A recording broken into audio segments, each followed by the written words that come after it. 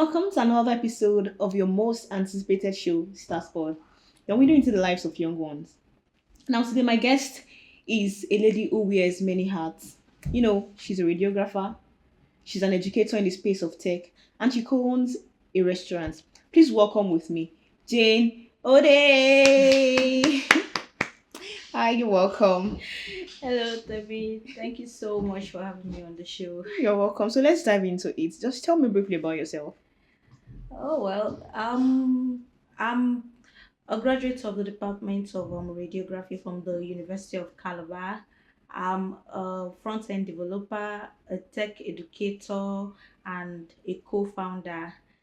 And I've been involved with other local and international organizations, ranging from being the team leader of an actors University of Calabar when I was still in school, to also being a student ambassador for Technovation Girls, where I help recruit young girls into the tech space. When I said she's a woman who wears many hats, like a woman of timber and caliber, that's what I should use. Trust me, I was not joking. You can hear from the horse's mouth. Welcome once again, Jane. Thank you. Yeah, just like you mentioned, you said you studied radiography, right? Yeah, radiography. In the university. So let's take it way back. Before radiography came in, what was your childhood dream like? What is it that you wanted to become as a child? Has it always been radiography? No, actually, growing up, I was unsure of what I wanted to be in future. I mean, I would say I've been through the different stages of career choices during my childhood, from deciding whether to become a pilot, A an doctor. actor, a doctor, and even a musician. I mean, look at me. I thought I could sing. Why not? So at some point I just couldn't figure out what I wanted to do, because I didn't have this right, should I say, space to actually And the right nurture, and guidance. the right guidance to Yeah. actually nurture my Potential. interest and potential, and fully leverage on my full potential. So it was quite challenging for me until when it was time for me to apply for JAM, and I was looking for the possible courses I could put in, and everyone always thought that okay, I'll do very well in the health space, that I'm diligent, I'm this, I'm that. So that looked like the surest path to actually studying and also earning and sustaining source of livelihood in the country. So that's why I had to go towards the health. Okay, so did you choose radiography? Okay, no. How did radiography come in? That's radiography actually came in as a result of, okay, because I've always loved tech. I've always loved computer. In fact, during my JSS2, I think that was when I was first introduced to computer science, where I felt like, oh, okay, this is cool. You mean I could do this? I could do amazing things with computer. But when I didn't really see prospect in the computer field, Yes. because of the wrong guidance, and radiography looks like the surest part, because it had to do with high tech modalities. I mean, I had to go to Google and check that, oh wow, there's a machine called MRI, and there's this one that spins, there's one that if you place a chest and it will come out, you can, and you're using computer. So it sounded really fun and interesting to me. I was like, okay, I think this would be a good part that is more lucrative. Okay, I really don't understand what you're trying to say, but was there like a parental influence in choosing the course you studied? Because you mentioned that right from JSS2 you really had interest in computer and everything, but you chose radiography because you felt, oh, that's where the cool money is. I can make cool cash. So was there parental influence? I wouldn't say there was parental influence, because my parents were actually very supportive of whatever I decided to study at the long run. But it was more of a school influence. My teacher then in school, I think it's safe to say they were not really informed of the potential that the computer age Yes, stands to yes. So most of the advice they gave to us as science students was either you go into the medical field or you become an engineer, and those for art, if you can read and speak very well, Just a you'll be lawyer perfect or a fit for- journalist. yeah, exactly. So it was more influenced by the people I met and the conversations we had around career and career growth generally. Yeah. Okay, now, considering the fact that you had interest in computer tech and all of that, but you still went ahead to do the radiography. So how did, because while introducing yourself, you Yeah. mentioned that you are a software developer. Yeah, What do you front end developer? engineer. Yeah. And you also mentioned earlier that you tutor kids, Yeah. yeah, how to code and all of that. So when did coding and the computer part come back into your health life? Okay, so I remember when I enrolled for one after school program called I Capture Center for Development. So I was opportune to go through this elaborate 12 weeks program where we were being taught leadership skills and a host of other things. And then and I got to learn about this group of young girls that participated in a competition called Technovation Girls. And I was like, wow, this is really amazing. I could do this. I googled and saw that you need to create a mobile application to solve real life problems. And I was really inspired, and I was like, this seems like something I Something you can can do. connect, yeah, do, and also connect with. And prior to this, I also enrolled in a computer class where they taught us basic HTML, CSS, and how to use Visual Basic and so on. So I was like, oh, okay, I can do some minor things with this. So that So means if I can learn this thing, it means I you can can do the actually, bigger one. You yeah, can create a mobile yeah, app. I knew that was exactly. what actually That was interested me. what really Yeah, got your attention. got my attention into the tech space. And then the following year I went on to compete, and then by that time I was already writing German. I was qualified to and I actually started school in Unical. But then I couldn't go back to say, okay, let me reevaluate myself and see that, okay, maybe the computer field will be most favorable for me. I mean, because I already had an encounter with someone. Because I remember then I was always on my computer. Like I could spend the entire day pressing computer, trying to Without getting learn, tired. exactly, trying to learn new things, trying to code. Like I just love the idea that I could do little HTML and something will happen on my show on my screen. And a family friend walked up to me and was like, Jane, you're always pressing the computer like every time. Don't you get tired? Don't you know that people that press computer end up in cyber cafes doing typing and printing? Like I was actually heartbroken. Yeah. Yeah. I was like, and I was really naive, and I was and it got to me. I must. What happened was that many people did not really see the future of tech No. then. So they all felt, Yeah. is either you're a doctor, you're a lawyer, you're an accountant, or maybe you're nothing. You're not an engineer. So what are you doing? Exactly. So I was like, this is definitely not for me. I think I should just focus on my health. This is like the surest part. I mean, after this, the next line of action because of the guidance we've gotten Yes. over time. So I went on to join Technovation Girls, and then the interest build up again. So in order not to kill my interest, my love for computer, my friends and I actually started a program. We were still teenagers then when we started this program, and we started teaching children how to create mobile apps, stories, games, and animation as And you one could week. do that by that Yeah, time. yeah, I could do that because it was actually a drag and drop platform, just Okay. like learning how to play a new game, or how to decode like Lego block, for example. So it was now easier for me to learn using MIT App Inventor, and then I was able to create mobile apps too. I also use Scratch, and it was really interesting to me. And well, like, we could actually make money from this. How about we teach students, charge them 1,000 naira, and they make so it was cool. So this business part has always been there as well. So Yeah. you didn't just wake up one day and say, oh, I want to be an entrepreneur. No. Because you really do a whole lot of things, I must say, and I must commend you that Thank you. it's amazing. You are doing an amazing job. Thank So you. right now, what do you currently do? Are you still running everything together? The health, the entrepreneur part, which is you said you have a restaurant, right? Yeah.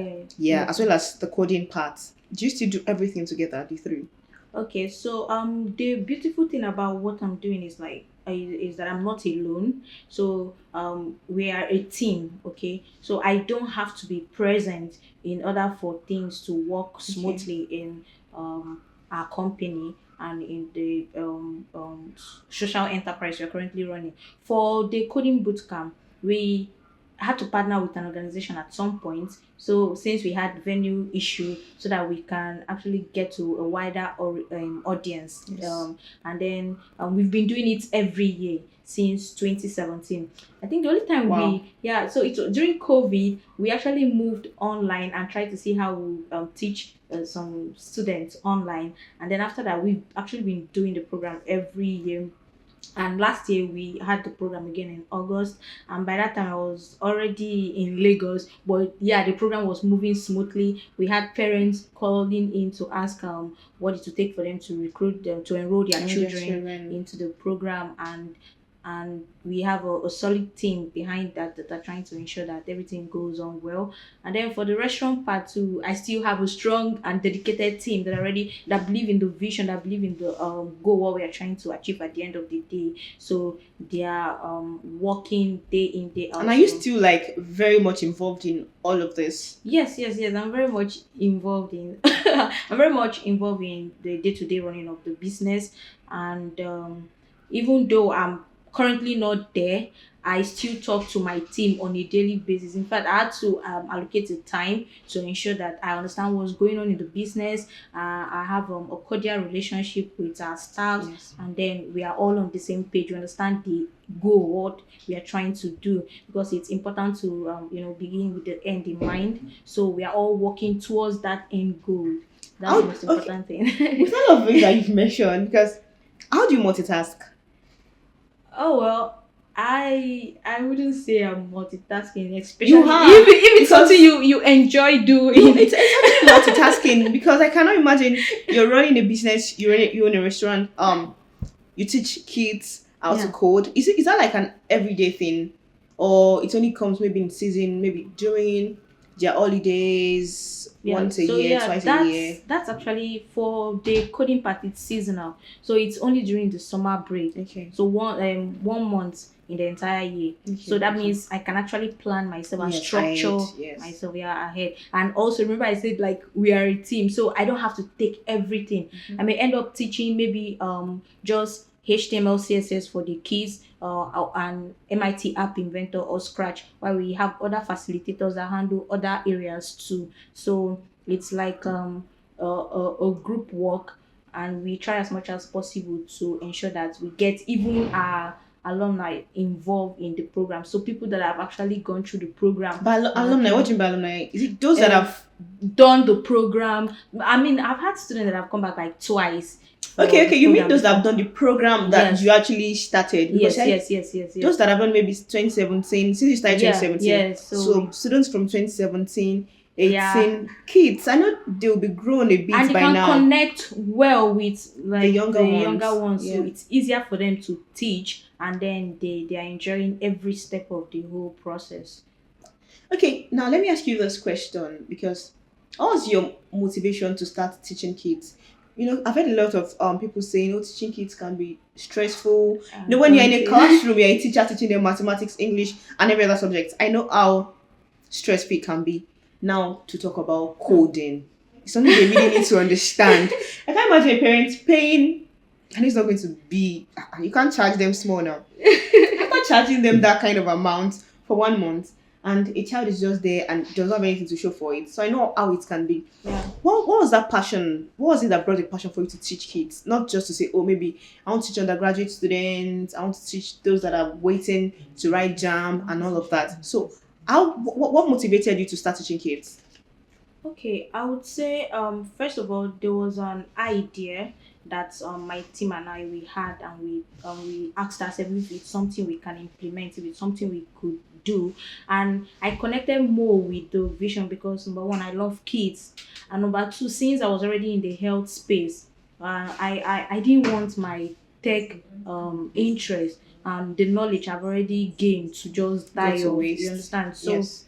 it was really important for me to give back, for me to be able to tutor people. So I tried to look for every chance I got in order to be involved in the tech space and not be in isolation, and not be entirely focused on my career path that I chose in the university.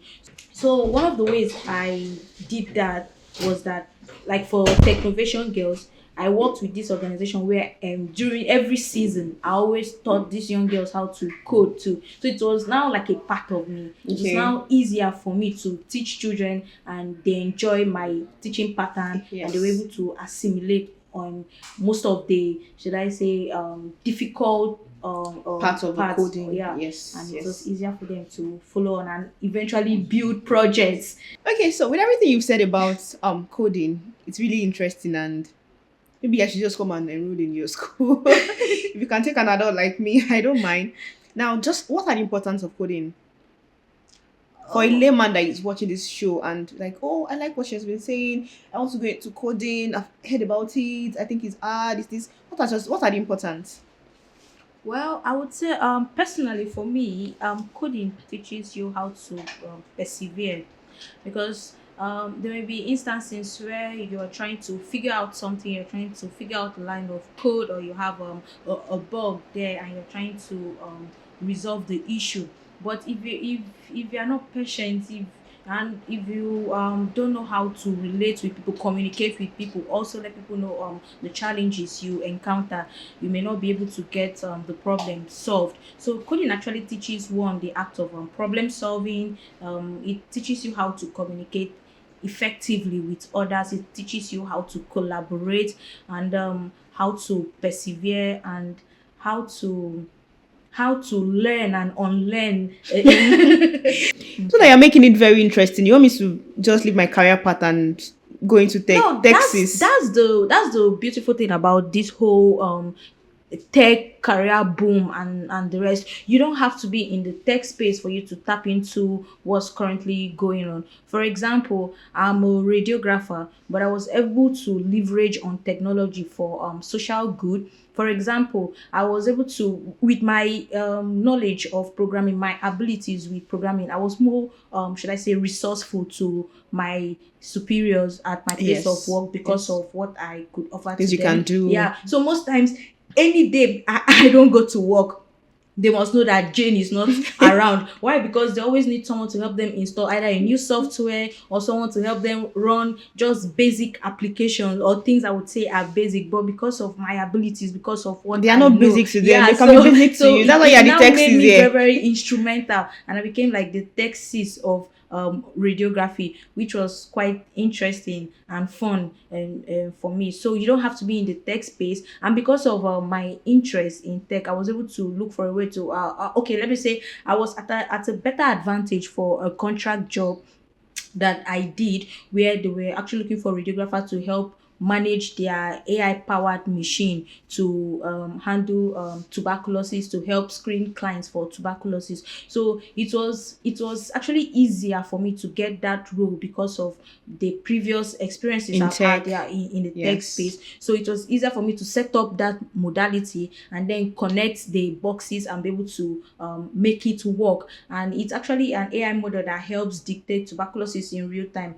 And it has been an interesting project for me, coming from the tech space and then finding out that, oh wow, with the advent of AI and the whole artificial intelligence and Yes. machine learning boom currently. So it was easier for me to connect more with what they were doing. And tech doesn't necessarily mean that you should study computer science. You could look for problems in your community that you feel you can actually solve using technology, Hmm. and then you can. Jane, talking about problems in the communities that you want to solve, I need to stop you there because you mentioned that your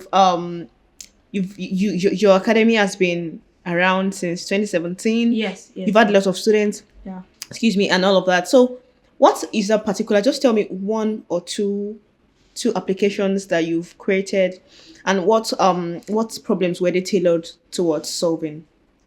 Okay. So one thing about our program is that before, towards the end of the program, we usually pair our students in teams for them to brainstorm and come up with solutions to real life problems in our community.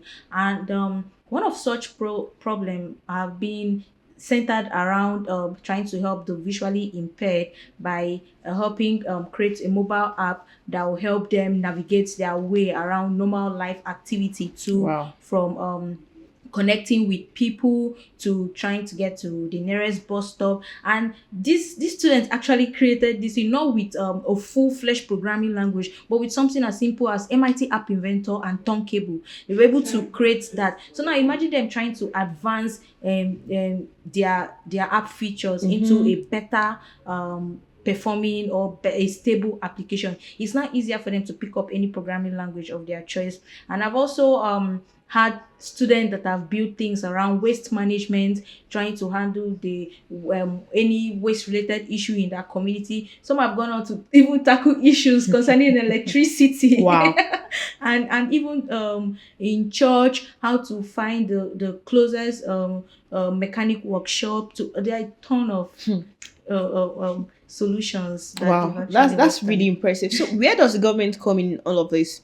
Because hearing all the applications and all the ideas that you and your team, you're doing an amazing job Thank that you. you've actually brought up. Where does the government come in all of this? Because these applications, they are needed. We need them. For Yeah. instance, the one that can help the visually impaired people, the one that can tackle, they are just a whole lot. How does the government come in? Do you have enough funding to ensure that these apps are really out there? Yeah, so that's the major issue now. So most of the time, one of the questions we ask ourselves is, after this program, what next for the kids? Because oftentimes after the whole summer program, some of them go back to boarding school or travel to different states to continue their education too. So there's no room for them to build their project into a more user Friendly, friendly and yeah. a more stable application. So it's quite challenging, and I feel it will be easier if government can inculcate I believe that's currently happening already, right? Where the government has already introduced that into school curriculum, where they get to learn actual programming languages and not just the basic of computer science or computer of Microsoft Office suite and so on, but rather they are able to start learning the act of problem solving So and data structures, algorithm, all those things, at least to get them ready for should I say the programming field. And I also feel the government needs to let kids and parents know that you don't need to study computer engineering or computer science before in you order for can you be to in that leverage space. fully on the potential of Wow. technology. So it should be introduced into curriculum. It should be taken seriously, and you should know that it can affect every sphere of life, Life. every career choices they decide to go on to. They don't need to learn how to code um to be in the tech space. Now, talking about, we've been focusing on tech, because Yeah. everyone believes tech is the new, Oil. is the new crude oil. It's the new crude oil money. In case you're out there, you're wondering, please just go into tech. That's where the money is. Yeah. Yeah. So, where do you see tech in the next 5, 10 years? Or let me say 20 years. I'm saying that because there was an argument, between I think it was on Twitter, and someone was just saying that, oh, this enthusiast for tech, oh, learn this, learn UI UX, oh, learn that it might die down, because the person had the argument that, oh, there was a time it's always learn, become a medical doctor, become a this one, become a that one, become a, or when there is something that is just really out there, that there's a time it's going to die down. Considering the fact that people are just going into it, this one, oh, I'm doing tech, oh, I want to do UI UX, oh, I want to do this, I want to do that, so where do you see tech and all of this in the nearest future? Okay. I would say Because I yeah, know that tech is not dying, but with the invention definitely of different AIs, artificial intelligence, and all of automation. that, yeah, Yeah. yeah. So where do you see people, everybody learning tech, and even tech itself? Okay, one thing is for sure, a lot of persons will actually lose their job in the next 5, 10, and even 20 years time to come, because of a lot of repetitive, boring tasks are being automated now with the advent of AI, artificial intelligence, as we all know. So I think tech is definitely not going to die. What's now left for us to do is to learn, is to work on ourselves, and to choose a specific career path in Path. tech. Yeah. Okay, you could look at the best way you can introduce tech into whatever you are doing, and you will make tons of money from it.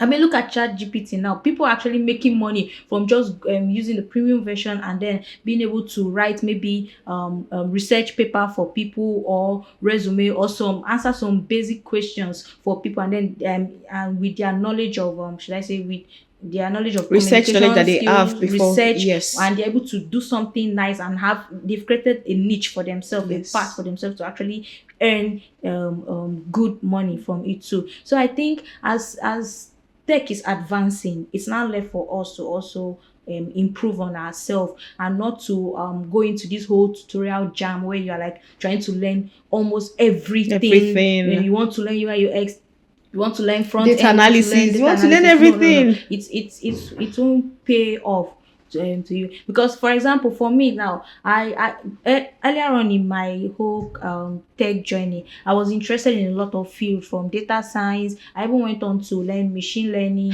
and the rest. But then I realized that I need to have a focus. I need to have a niche. So it was not easier for me to talk to myself. I'm like, okay, you know what? I'll focus on using app builders for kids, and also the front end development. So that's the path I've created for myself, and every step of the way I'm trying to improve and be better at that. So one of the things, if you notice, I feel these jobs will not be out of place, but it will be efficient people to actually That carry out will these tasks remain. Yes. effectively, Yes. because we have a lot of persons that know just crumbs, just know little information Just about, picking. yeah, just picking every step of the way without really focusing, sitting down to actually learn this particular tech, How to infuse this AI into whatever it is whatever that they they are are doing, and doing. also how to focus on a particular part and not to learn everything. So definitely the tech space is a very big space for everyone to learn and grow,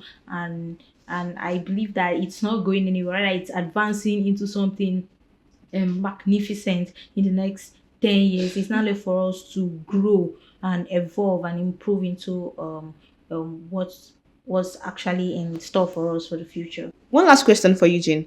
What advice do you have for a younger Jane out there? A younger person out there who's still trying to navigate. Oh, I'm interested in tech because my brother is a software developer abroad and is making money. And the parents are dragging the child that no, you must become a medical doctor. So what advice do you have for a young person who's still trying to navigate their career path, considering the fact that you're able to you're doing you're in three fields. So I know I'm not. I know it might not be that easy for other persons, right? It might Yeah. not be that easy for other persons. So what advice do you have for someone else out there, a younger person? Well, I would say one of the advice I'll give is that you should join a community. You should have a community of like-minded people, people that actually challenge you, people that are actually doing amazing already in that field, and it's easier for you to ask questions, to learn, and to stay motivated too.